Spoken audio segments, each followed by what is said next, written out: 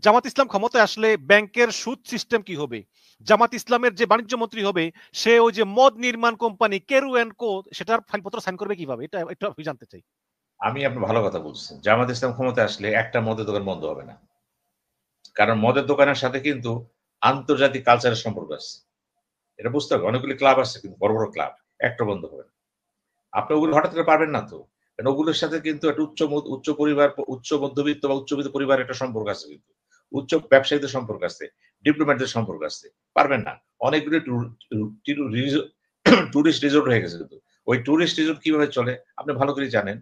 অর্থাৎ যেখানে বিনোদনের ব্যাপার-স্যাপার আছে, সেখানে কিছুটা অনৈতিক কাজ থাকতেই পারে। থাকবে। এটা নিয়ম। এখন এই সংস্থায় হাত দিতে যদি যায় শুরুতেই, পারবে না। আর সবচেয়ে বড় কথা বলছেন সুদ। সুদ সিস্টেমটা কি? সৌদি আরব কতটুকু পারে? সৌদি আরবের টাকা পয়সা থাকে কোথায়? সমস্ত টাকা আমেরিকার ব্যাংকে থাকে কিন্তু। সেখান থেকে তো সে তার পার্সেন্টেজ পাচ্ছে। অর্থাৎ আপনি কিন্তু পুরা বিশ্বটা কিন্তু এখন হচ্ছে সুদের আওতায়। এই ক্ষেত্রে সুদের ব্যাখ্যাটা কি? এই সুদের ব্যাখ্যা দিতে যেয়ে জামাত ইসলাম সবচেয়ে বড় ব্যাংক যেটা ইসলামী ব্যাংক, তিনিও ব্যাখ্যা দিয়ে এসেছেন লাভ লস। খেয়াল করবেন। এই লাভ লসের ভিতরেও কিন্তু একটা ফাঁক আছে। আমি বাংলাদেশ ব্যাংকের গভর্নর থেকে শুরু করে বিভিন্ন কর্মকর্তা, বিভিন্ন ব্যাংকের আমি জিজ্ঞেস করেছি কি? বলল দেখেন ঘুরে ফিরে কথা একটাই কিন্তু। আপনি লাভ লস কি মানে কি? সে তো সেখানে বিনিয়োগ করবে যেখানে লাভ থাকে। তাহলে সেই ক্ষেত্রে কিন্তু আপনার ব্যবসাটা সংকুচিত হয়ে যাচ্ছে। একেবারে সংকুচিত। যেখানে লাভ সেখানে আমি, লস সেখানে আমি নাই। এটা তা না। কিন্তু বাস্তবে কি দেখা যাচ্ছে? বাস্তবে কিন্তু এই জিনিসটা শিথিল। কাগজে কলমে আছে। বাস্তবে কি হচ্ছে? আপনাকে অনেকগুলো ফর্ম ফিল আপ করতে হয়। কিন্তু ওগুলো তদন্ত হয় না। দিয়া দেয় কিন্তু আপনাকে। এখন সুদি ব্যবসাটা বন্ধ করতে পারবেন কি পারবেন না। এটার সাথে জড়িত আছে বাংলাদেশ ব্যাংক। জড়িত আছে বাংলাদেশ ব্যাংকের সাথে জড়িত আছে সেন্ট্রাল ব্যাংক অফ আমেরিকা। খেয়াল করবেন কিন্তু। এতগুলো ব্যাংকিং সিস্টেমে যদি হঠাৎ করে আপনি সুদটা বন্ধ করে দেন, ব্যাংক তো কোলাপস করে যাবে। ব্যাংক কি দিয়ে চলবে? ব্যাংক তো টাকা নেয়, টাকা জমা রাখে এবং সেটা বিনিয়োগ করে। মেইন ব্যবসা তার এটাই। এইটাই যদি বিনিয়োগ করতে যাওয়া মানেই তো আপনি আমাকে স্বার্থ দিচ্ছেন। এখন আপনি যদি বলেন বিনিয়োগ করবে কিভাবে? সুদ, লাভ এন্ড লস। এটা করতে গেলে ৬ মাসে ৩ মাসের মধ্যে ধস করে পড়ে যাবে। পড়ে যাবে কিন্তু আপনাকে। তাছাড়া আপনি বিভিন্ন জায়গায় আপনি এই যে লোনগুলো আনছেন বিভিন্ন জায়গা থেকে, আপনি ইন্টারেস্ট দিবেন না? আপনি ইন্টারেস্ট দেওয়া তো খারাপ। আপনাকে দিতে হবে তো। আপনি চুক্তি করে আনছেন টাকা-পয়সা। বিদেশি লোনগুলো পরিশোধ করতে যেয়ে কিন্তু মূলধন প্লাস ইন্টারেস্ট আসতেছে। এগুলো কি বন্ধ করে দিবেন? না। এগুলো হচ্ছে বাস্তব ব্যাপার-স্যাপার কিন্তু। এগুলো রাজনীতি এখন আসবে না। কারণ এই পলিসি গুলো এখন যদি বলতে যায়, গোঁজামিল হয়ে যাবে কিন্তু। কিন্তু মূলত জামাত ব্যাংকিং সেক্টরে, ইন্সুরেন্স সেক্টরে। আপনি ইন্সুরেন্স করবেন? লাইফের কি ইন্সুরেন্স হয়? ইসলাম বিশ্বাস করে না। লাইফের তো ইন্সুরেন্স করা যায়। তো এখন ওইটা কি বন্ধ করে দেবেন আপনি? না। এই যে স্কুল কলেজগুলো আছে, সিলেবাস গুলো কি আছে? সিলেবাসটা ৫ বছর সময় থাকবেন। ৫ বছরের সিলেবাসটা চেঞ্জ করতে পারবেন? এই একাধিক ক্যাডেট সিস্টেম, নন ক্যাডেট সিস্টেম বিভিন্ন প্রক্রিয়া আছে।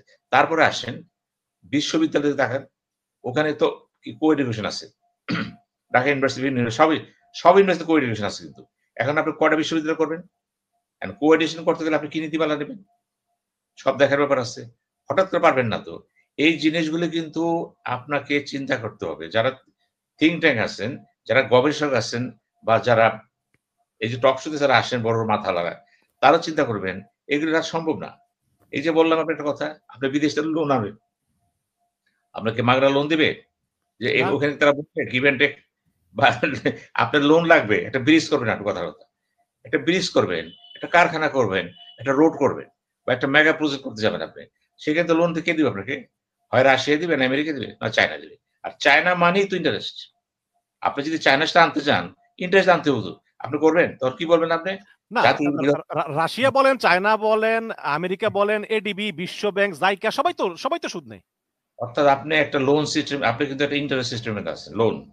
সেই ক্ষেত্রে যেটা হবে, সবচেয়ে বড় ভয়ঙ্কর চিত্র যেটা আসবে যে, সেটা কিভাবে সুরাহা করবে? তখন সে কি বলবে জানেন? আমি অ্যাডভান্স বলে দেই। সে বলবে, "ধীরে, ধীরে আমরা আগাচ্ছি। আমরা ধীরে, ধীরে ক্রমান্বয়ে আমরা করব। আমাদের প্ল্যান আছে একটা।" এই ছাড়া কোন যুক্তি এখানে নাই কিন্তু।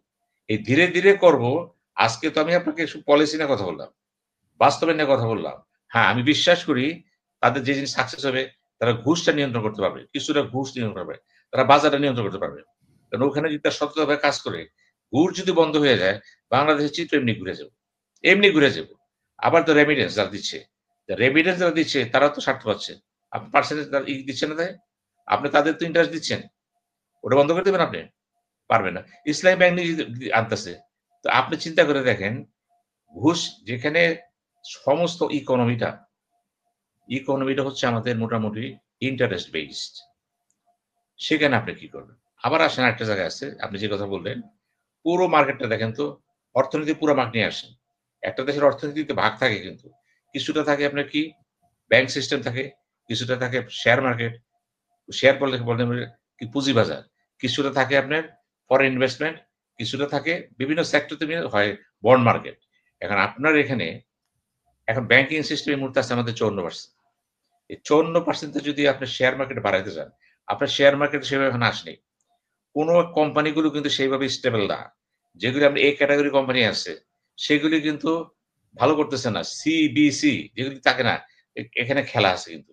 আমি ধরে নিলাম এখানেও সে ভালো করবে। কারণ সে সৎ থাকার চেষ্টা করবে কিন্তু এখানে। পদ্ধতিগতভাবে কোনো ক্ষেত্রে সে পদক্ষেপ নিতে পারে। কিন্তু একেবারে মূলোৎপাটন করা, এটা পারবে না। এটা করতে গেলে কি হয়? জামাত ইসলামকে একসাথে ক্ষমতায় যেতে হবে এবং সব দল ব্যান্ড ২০ বছর ক্ষমতায় থাকবে। তখন তার পক্ষে সম্ভব। তারপরেও সম্ভব না। পৃথিবীতে এরকম কোন দেশ নাই, পারে নাই এরা। আফগানিস্তানে তাকান তো, যে বিশ্বব্যাংকে লোন নিচ্ছে না? এডিবির লোন নিচ্ছে না? নিচ্ছে তো। আপনাকে লোন নিতেই হবে। কারণ আপনার দেশটা এরকম যে আপনার আয়ের সাথে ব্যয়ের কোন সামঞ্জস্য নেই তো। আপনার ব্যয় বেশি, আয় কম। তা এটা মেকআপ করবেন কেমনে? বাজেট কি? বাজেটের 45% হচ্ছে আপনার বিদেশি লোন এবং স্টাফ বেতন। মাত্র 55% হলো, তার মধ্যে কি হবে? বাজেটের মাত্র 70% বাস্তবায়ন হয়। কত টাকা থাকে আপনার? এমনিতে আপনার ঘাটতি বাজেট আছে। দেখাচ্ছেন। সেই সমস্ত ক্ষেত্রে বাস্তবে যদি যান, আপনি পারবেন না। আবার যদি দেখেন সবকিছু জিনিসের দাম বেড়ে গেছে, আপনি কি মেকআপ করবেন কিনা? বিদ্যুৎ দাম কমায় দিবেন? পারবেন না। এখানে গ্যাস করবেন না? আপনি গ্যাস উৎপাদন করবেন তো, তেল উৎপাদন করবেন তো, জাতীয়তাবাদী তো। কেমনে করবেন? আপনার তো সেখানে দেখে বিদেশি এক্সপার্ট আসবে, আবার লোন আসবে। কাজেই এই সমস্ত ব্যাপারে জামাত তো চুপচাপ। জামাতগুলো কথা বলতেছে না কিন্তু। সে শুধু বলতেছে জনগণ ভোট দিবে। জনগণ ভোট দিবে কাকে? আমাকে কেন? আমি ইসলাম চাই। যেমন ধরেন সবচেয়ে ভয়ংকর চিত্র যেটা আসছে। ইসলামকে আপনি ব্যবহার করেন না। ইসলাম ইজ ফর অল। যে লোক না, যে বিশ্বাস করে আল্লাহ এক অদ্বিতীয় এবং কোরআনে রসুলে বিশ্বাস করে, সে মুসলমান।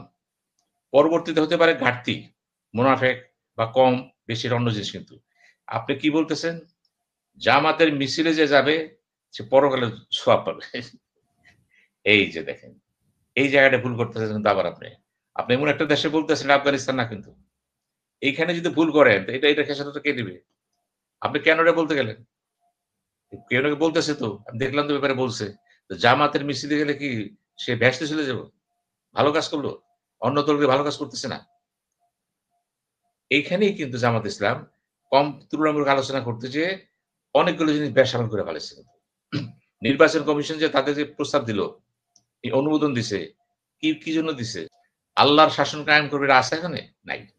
কারণ নির্বাচন কমিশন বলছে এর দায়িত্ব তো আপনার না। এইভাবে তো নিবন্ধন পাবেন না। ওখানেও কিন্তু সমঝোতা করছে সে। সমঝোতা করছে সে। এখন দেখার ব্যাপার, জামাত ইসলাম যদি ক্ষমতায় যায়, কথার কথা, তাহলে এখন যা বলতেছে অনেকগুলো কথা কিন্তু অনুচ্চারিত। অনেকে বুঝতেছে না, চিন্তাই করতেছে না কিন্তু। ওগুলি যখন সে বাস্তবায়ন করতে পারবে না, তখনই সমস্যা দেখা দেবে। কাজে আমি এখানে মনে আমি যেটা বলি যে আসলে আপনি বলছেন যে যখন বাস্তবায়ন করতে পারবে না তখন সমস্যা দেখা দিবে, আপনি যেটা বললেন, আপনার এই কথা ধরেই বলতে চাই যে জামাত ইসলামকে যদি ক্ষমতায় যায় তাহলে মানুষ যেই আশা নিয়ে ভোট দিবে যে ক্ষমতায় গেলে বাস্তবায়ন করবে, সেটা বাস্তবায়ন করতে পারবে কতটুকু? আপনি দেখেন যে ৪টা বা ৫টা দল আন্দোলন করতেছে: জামাত ইসলাম, ইসলামী শাসনতন্ত্র, খেলাফতে মজলিস, বাংলাদেশে খেলাফতে মজলিস, নিজামে ইসলাম। এর ভিতরে আপনার ইসলামী শাসনতন্ত্র চরমোনাই দল বলতেছে তারা ক্ষমতায় গেলে সরাসরি তারা আফগানিস্তানের মতো শরিয়া আইন চালু করবে বলছে তো। আবার শরিয়া আইনের ধারণা নিতে মামুনুল হক অ্যাডভান্স চলে গেলেন আফগানিস্তান। এখন যদি সেই জোটটাই ক্ষমতায় আসে, ধারণা করি জামাত ইসলাম তাদের সঙ্গে একটা নির্বাচনী জোটও করবে, আসন ভাগাভাগি করবে, এটা আমার বিশ্বাস এবং আমি মনে করি যে এটাই সত্য হবে। তাহলে জামাত ইসলাম ক্ষমতা আসার পরে এই দলগুলোর ভিতরে আসলে ক্লাস হবে কিনা, যে আসলে কি ধরনের বাংলাদেশ হবে, শরিয়া আইন হবে কিনা, মেয়েরা কি ড্রেস পরবে, মেয়েরা যাবে কিনা, ওই যে বিশ্ববিদ্যালয়ে পড়তে পারবে কিনা, এই বিভিন্ন বিষয় নিয়ে আসলে একটা দ্বন্দ্ব শুরু হতে পারে কিনা। এটার চেয়ে বড় জিনিস আছে দেখেন। জামাত ইসলাম পীর তন্ত্রে বিশ্বাস করে না। পীর দরবেশ, আল্লাহ রসুল শেষ।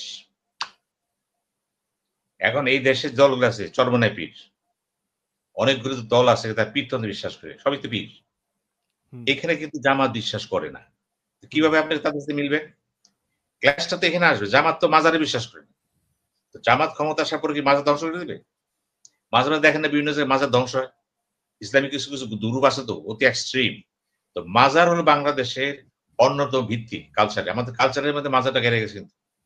একটা মাজার ধ্বংস করে কি অবস্থা দেখেন তো? মাজার, মন্দির, আপনি যখন এখানে হাত দিতে যাবেন, প্যাগোডা, বিভিন্ন জায়গায় হাত দিতে যাবেন, তখনই সমস্যা হয়ে যাবে। কারণ ইসলামের মধ্যে একটা বিরাট অংশ কিন্তু পীর দরবেশ। যেমন ধরেন আটরশি, তার একটা বিরাট গ্রুপ আছে একটা। চরমনায় গ্রুপ আছে। এরকম বিভিন্ন জায়গাতে যারা যারা যারা পীরতন্ত্র যারা করে, যারা মনে করে যে আল্লাহকে পেতে হলে একজন অলি লাগে, আউলিয়া লাগে। এই মতবাদে যারা আছে, এই মত ইসলামে অনেকগুলো মতবাদ আছে তো। জামাতে একটা মতবাদ বিশ্বাস করে মাওলানা মওদুদীর তাদের মেইন ফ্যাক্টর। কিন্তু মওদুদীকে তারা পুরোপুরি ফলো করে না তো। সেখানে তাদের ভিতরে একটা সংশোধন আছে তো। এখন ইসলামের দলের মধ্যে এতগুলি গ্রুপিং, এতগুলি ভাগ, সেই ক্ষেত্রে জামাত যদি ক্ষমতা যায়, অন্য দলগুলো দিবে না। সে কোনোদিনও পারবে না কোনো মাজার বন্ধ করতে। সেদিন আট্রসি অথবা চরমনায় পীর মিছিল করে পাঠাবে। তাহলে কি মারামারি করবেন? নির্ঘাত। ও তখন মারামারি, পিটাপিটি, গোলাগুলি শুরু হয়ে যাবে কিন্তু। কারণ এটা জেহাদে চলত। পীরের মুরিদরা মনে করে পীর সাহেব খুশি করা মানে আমি জান দিয়ে ফেলাবো। এই দেখেন ব্যাপারটা। সুতরাং জামাত ইসলামকে এটাও চিন্তা করতে হবে যে পীরতন্ত্র সে রাখবে কি রাখবে না, মাজারা কি রাখবে কি রাখবে না। আমি বিশ্বাস করি যে বাংলাদেশে অনেকগুলো জিনিসই একেবারে পুরাপুরি ইসলাম মিলে না। তারপর আমরা করছি। আপনি সৌদি আরবে যা পারবেন না, এখানে পারবেন। যদি মডেল ধরেন আরকি। এখানে তো পারবেন না। কারণ এখানে আনাচে কানাচে মাজার হয়ে গেছে। হয়ে গেছে। আপনি কি করবেন? যখন হাত দিতে যাবেন, তখনই কিন্তু একটা বিস্ফোরণ ঘটবে যে জামাত ইসলাম কোন মতবাদে আছে।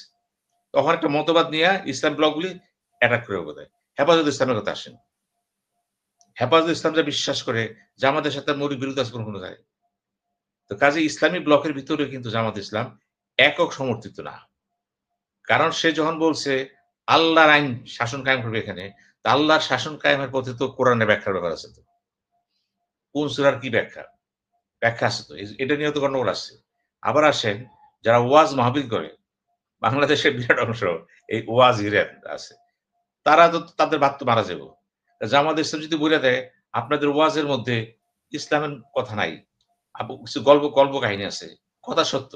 ওয়াজ মাহফিলে ওয়াজের যারা ওয়াজিরা তারা যে কথা বলে ইসলামের সাথে অনেক কিছু মিলে না। কল্প কাহিনী বানায় নবী রাসূলের রূপে। এগুলি কিন্তু জামাত সহ্য করবে না। আবার যখনই আবার গান বাজনাও করে। আবার গান বাজনা সহ্য করবে না তো। বাংলাদেশে ওয়াজ একটা টাইম আছে কিন্তু একটা। তো সারা বাংলাদেশে ওয়াজ হয় কিন্তু। এখন ওয়াজে যে কনটেন্ট থাকে, বিষয়বস্তু থাকে, শুনলে তারপরেও মাথা খারাপ হয়ে যাবে। আমার মাথা খারাপ হয়ে যাবে। আর এমন সমস্ত কাহিনী বলে যার কোনো মিল নাই। তখন হবে কি জামাত ইসলাম চাবে যে না, এগুলি না। এগুলি হতে পারে না। আমি উদাহরণ দিয়ে বলি, সৌদি আরবে একটা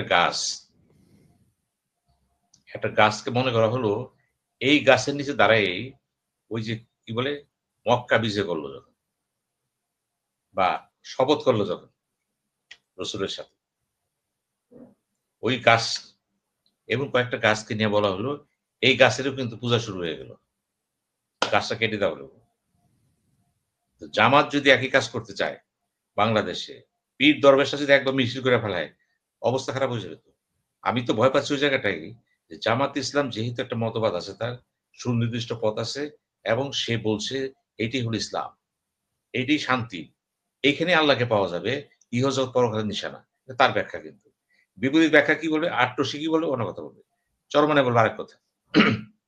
এই যে গন্ডটা লেগে যাবে। আবার যে ওয়াজ যারা করে তাদের বাদ তো মারা যাবে।